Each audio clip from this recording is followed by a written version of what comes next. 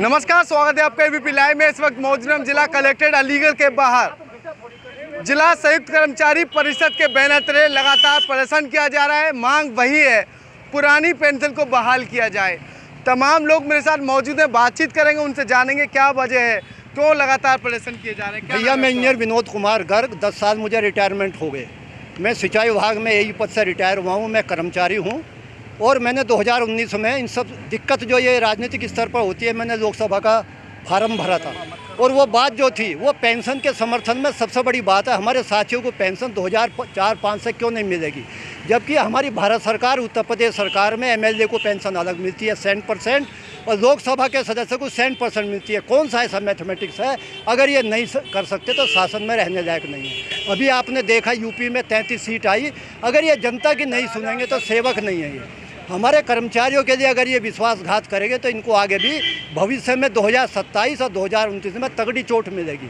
थोड़ा बूढ़े लोगों के लिए मैं कहना चाहता हूँ, थोड़ा सा अपने लिए 84 महीने हो गए। हमारे योगी जी एक आदेश किया था, इन्होंने अखिलेश यादव ने, चिकित्सा भत्ता महीने में 30,000 रुपये दे रहे। वो पैसा नहीं होता, महात्मा गांधी जी का जो उस पर साइन है। और हम बुढ़े 70 बरस के हो गए, सरकार से एक पैसा नहीं दिया, 1 रुपया सरकार नहीं दे सकती, उत्तर प्रदेश सरकार। जबकि झारखंड में, बिहार में चिकित्सा भत्ता कर्मचारी को, रिटायर को 1,000 रुपये हो गया। तो हम उत्तर प्रदेश में क्यों रहें? हमें झारखंड में मिला दो, हमें जो है बिहार में मिला दो, हम उत्तर प्रदेश में क्यों रहें? ये लोग नहीं कर सकते तो रहने लायक नहीं।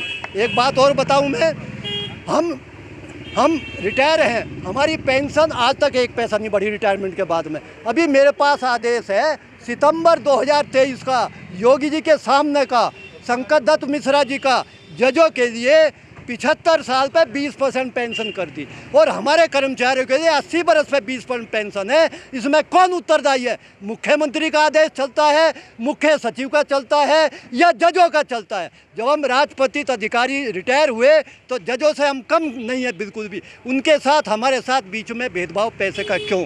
संविधान को अगर ये रोक देंगे तो सरकार को हम कुचल के रख देंगे। हम वरिष्ठ नागरिक है, दुआ देंगे या बददुआ देंगे, तुम्हें बर्बाद कर देंगे 2027-29 में। जी बिल्कुल, तमाम और लोग हैं, उनसे बातचीत करेंगे। क्या लग रहा है, लगातार प्रदर्शन चल रहे हैं, पुरानी पेंशन बहाल क्यों नहीं हो रही है? पुरानी पेंशन बहाल सरकार की तानाशाही। मैं संजीव चौधरी, जिला अध्यक्ष राज्य कर्मचारी संघ परिषद। ये जो हठ धर्मिता जो सरकार अपनाए हुए है, ये तानाशाही जो सरकार ने अपना रखी है, आपने देखा होगा उसका परिणाम लोकसभा में आपने सबने देखा होगा। कहाँ आप 400 की पार की बात कर रहे थे, कहाँ आप बहुमत में भी नहीं आई। दूसरी बात, कर्मचारियों के साथ साथ आज अंतर्राष्ट्रीय लेवल पे, राष्ट्रीय लेवल पे पार्टियों ने पुरानी पेंशन का मुद्दा बना रखा है। जो कर्मचारी 60 साल तक देश की सेवा करता है, इसके अलावा जितने भी अन्य विभाग हैं उनमें आप देख लीजिए, कोई प्रॉपर्टी डीलिंग कर रहा है, कोई साइड बिजनेस कर रहा है, लेकिन केवल सरकारी कर्मचारी ऐसा है जो केवल 24 घंटे सरकार के हित के लिए लगा रहता है। वो अपने बच्चों के पालने के लिए अगर 60 साल तक पूरा शरीर, अपना जवानी वहाँ लगा देगा तो बुढ़ापे में वो क्या खाएगा? नई पेंशन इन्होंने लागू की। नई पेंशन के आज जो सेवानिवृत्त होके हमारे साथी आ रहे हैं, उनको किसी को 1100 रुपये, किसी को 1200 रुपये, किसी को 700 रुपये। क्या उनका एक महीने का 700-1100 रुपये से खर्च चलेगा? तो हमारा परिषद के जरिए, हमारे संयुक्त मोर्चा जिसमें रेलवे है, हमारे टीचर्स हैं, सबकी तरफ से यही आह्वान है, हम हर तरह से जब तक हमारी पुरानी पेंशन ये बहाल नहीं कर देंगे तब तक हमारे आंदोलन, हमारी ये हड़ताल, हमारे ये जो है का प्रदर्शन नहीं रुकेंगे। एक संविधान में 2 कायदे, पुरानी पेंशन माननीय विधायक जी को, माननीय सांसद जी को, सभी को अभी पिछले 2023 के लास्ट में आपने देखा होगा, पेपर में पढ़ा होगा, जो माननीय हमारे जज साहब हैं उन्होंने दबाव बनाया सरकार पे, उनकी पुरानी पेंशन बहाल कर दी। क्योंकि आपको पता है कि आप कानून के कटघरे में आपको वहीं जाके खड़ा होना है। लेकिन कर्मचारी जो 60 साल तक नौकरी करता है, देश की सेवा कर रहा है, आज देश कहाँ से कहाँ पहुंच रहा है, इसमें किसकी वो है? अथक प्रयास, अथक मेहनत है तो कर्मचारी का। तो हमारा सब आज जो हमें ये ज्ञापन दिया है परिषद और हमारे संयुक्त मोर्चा की तरफ से, जिसमें हमारे टीचर्स भी हैं, हमारे रेलवे यूनियन भी है, तो हमारी यही मांग है कि हमारी जो है का पुरानी पेंशन बहाल कर दी जाए। वरना 2027 में जो आपकी कुर्सी 2 पाए तो आपके टूट चुके हैं, 2 पाए और बच रहे हैं, दोनों को और तोड़ देंगे, आप बिल्कुल सड़क पे आ जाएंगे। इसलिए हमारी पुरानी पेंशन बहाल कर दी जाए। हमारे कर्मचारियों के जो बुढ़ापे की लाठी का जो सहारा है उसको दिया जाए, उनके परिवारों को बचाया जाए। आज की महंगाई की जो दर जिस तरह बढ़ रही है, उनके परिवारों को, उनके बुजुर्ग माता पिता को, उनका सबका सहारा बने, ऐसी हमारी सरकार से हमने आज ज्ञापन प्रस्तुत किया है डीएम साहब को, माननीय वित्त मंत्री जी को, माननीय मुख्यमंत्री जी को, माननीय भारत सरकार प्रधानमंत्री जी को। मांगे पूरी नहीं हुई तो क्या स्टेप रहेगा अगला? मांगे पूरी नहीं हुई, जिस तरह से हम लड़ते आ रहे हैं, इनको जो मिला है वो भी नहीं मिलने देंगे। जो मिला है यानी कि इलेक्शन में इनको जो मिला वो मिलने नहीं देंगे हम। ये हमारी जब तक पुरानी पेंशन नहीं मिल जाती तब तो हम लड़ते ही रहेंगे। क्या लग रहा है इन सारी चीज़ों का 2027 के चुनाव में फ़र्क मिलेगा? देखिए, एक नमूना आपने देख लिया है कि मैं जूनियर शिक्षक संघ का अध्यक्ष हूँ और आपने 24 में ये नमूना देख लिया है कि मेरे सरकारी कर्मचारी किस तरह से इलेक्शन को कराते हैं। हम ही लोग कराते हैं।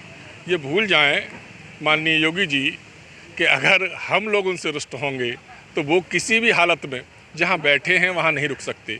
अभी हल्की सी झलक दिखलाई है हमने, उसमें आपकी केंद्र की सरकार हिला के रख दी है। अब तो आप हमारे यूपी में आ रहे हो और यूपी में अगर शर्म लग रही है भाई, आप कहते हो अटल जी ने वो ख़त्म कर दी थी पुरानी पेंशन योजना, तो इसलिए अब आपको शर्म महसूस हो रही कि बीजेपी बैकफुट पे ना आए। अरे हम कब कह रहे हैं आप बैकफुट पे आइए, हमारी पेंशन का, उस पुरानी पेंशन का नाम मत दीजिए, आप अटल पेंशन योजना के नाम से दे दीजिए हमें, लेकिन सारे अधिकार वही चाहिए जो पुरानी पेंशन में चाहिए मिलते थे। अब ये नए नए लेटेस्ट पेपर्स की टाइम लाते हैं कि पहले लाए उन्हें कि हम उसमें 50% दे देंगे, अब पहले बोला था 30% देंगे, फिर बोले हम 40% देंगे। अभी सुनने में आ रहा है कि नया बजट जो आ रहा है उसमें कहेंगे कि हम 50% देने को तैयार हैं, लेकिन हमें नहीं चाहिए। हमें वही पुरानी पेंशन चाहिए जो हमारी थी, जो आप ले रहे हो। अरे भाई, इतनी अच्छी है, आप लोग लीजिए ना, हम कब मना कर रहे हैं, आप खाइए ना उसे। क्या लग रहा है जैसे अगर मांगे पूरी नहीं हुई तो प्रदर्शन की किस तरीके की तैयारी वगैरह? बहुत तकड़े होंगे। अगर ये मांगे पूरी नहीं हुई तो हम किसी भी स्तर से गुजरेंगे और मांगे पूरा करवाने के लिए हर स्तर को हम भुगतने के तैयार हैं और उसे भुगतते हुए और उस मांग को मनवा के ही रहेंगे, चाहे किसी स्तर से गुजरना पड़े। संविधान जी बिल्कुल, साफ तौर पर सभी कर्मचारियों के द्वारा कहा गया है अगर उनकी मांगों को पूरा नहीं किया गया तो बड़ा प्रदर्शन किया जाए। क्या लग रहा है, प्रदर्शन से मान जाएगी सरकार? मैं डॉक्टर नरेश कुमार, अपर महामंत्री राज्य कर्मचारी संघ परिषद उत्तर प्रदेश। निश्चित रूप से जिस तरह की सरकार हम कर्मचारी चाहते थे, लंगड़ी और बैसाखी वाली, उसी तरह की सरकार इस बार बनी है और यही हमारी मंशा थी। उस मंशा में निश्चित रूप से कर्मचारी का बहुत बड़ा योगदान है और सरकार झुकी भी है, उसके सुर भी बदले हैं। कुछ ऐसी डिमांड थी जो हम कई वर्षों से मांग रहे थे, नहीं निकल के आ रही थी, लेकिन उत्तर प्रदेश सरकार ने उनको माना, उनको जारी किया है। तो निश्चित रूप से पुरानी पेंशन बहुत ज़्यादा दूर, मुझे नहीं लगता कि बहुत ज़्यादा दूर है। जी बिल्कुल, साफ तौर पर 2027 के चुनाव में बड़े प्रदर्शन की चेतावनी संयुक्त यूनियन जो भी तमाम तरह के जो पदाधिकारी हैं उनके द्वारा दी गई। अब देखना ये होगा पुरानी पेंशन को मौजूदा सरकार बहाल करेगी या फिर नहीं। फिलहाल ABP लाइव से खालिद अंसारी, अलीगढ़।